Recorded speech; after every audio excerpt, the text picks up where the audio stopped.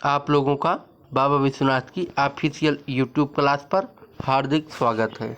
आज आप लोगों को हम भारतीय जलवायु को प्रभावित करने वाले प्रमुख कारकों के बारे में पढ़ाएंगे।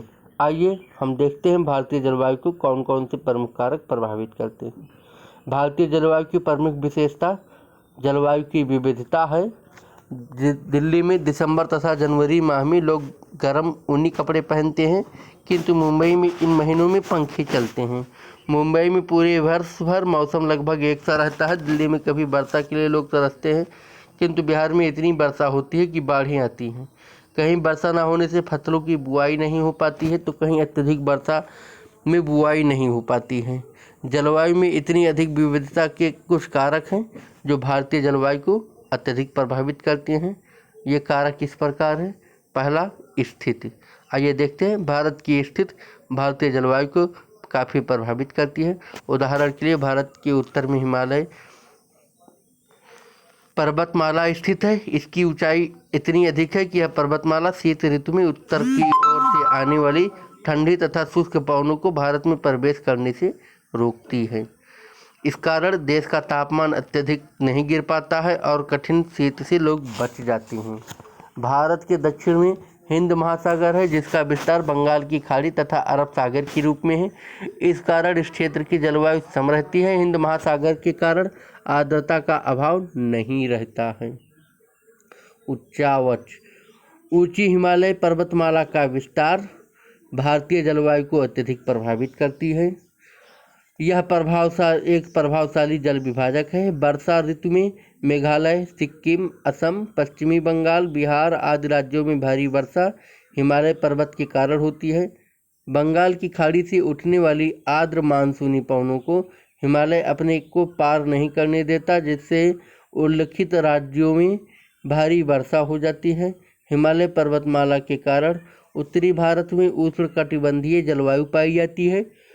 उष्णकटिबंधीय जलवायु की दो प्रमुख विशेषताएं होती हैं। पहला, यह पूरे वर्ष अपेक्षाकृत उच्च तापमान रहता है।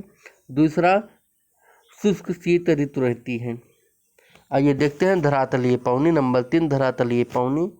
भारत की स्थिति उपोष्ण उच्च वायुदाब कटिबंध में पड़ती है, अतः यह इस कटिबंध में चलने वाली स्थलीय तथा मौसमी पवनों से प्रभावित होने के कारण ही भारत में विभिन्न प्रकार की जलवायु पाई जाती है। वर्षा के वितरण में भी अंतर का यही कारण है। यदि मौसमी पवनें नहीं चलती तो यह एक शुष्क भाग या मरुस्थल में परिवर्तित हो गया होता।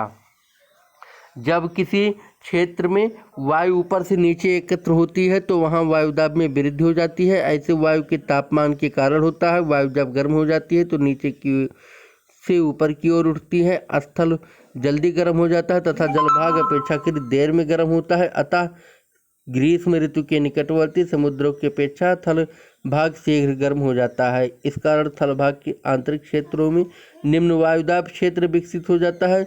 पवनों की दिशा में परिवर्तन तथा मानसूनी पवनों की उत्पत्ति इसी परिस्थिति के कारण होती है।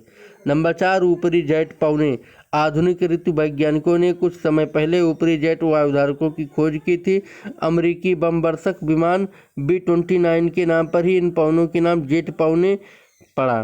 द्वितीय विश्व युद्ध में बम वर्षक विमानों को जापान की उड़ान भरने पर प्रबल वेग वाली हवाओं का सामना करना पड़ता था, जिससे इन विमानों की गति मंद पड़ जाती थी तथा कभी कभी इनका आगे बढ़ना भी कठिन हो जाता था। जब यह विमान अमेरिका की ओर वापसी यात्रा करते थे तो इनका वेग तीव्र हो जाता था। यह जेट पवनें पूर्व से पश्चिम की ओर पृथ्वी से 6 किमी से 15 किमी की ऊंचाई पर चलती हैं। शीत ऋतु में ये हवाएं विषुवत रेखा के अधिक निकट तथा 20 अंश अक्षांशों तक चलती हैं।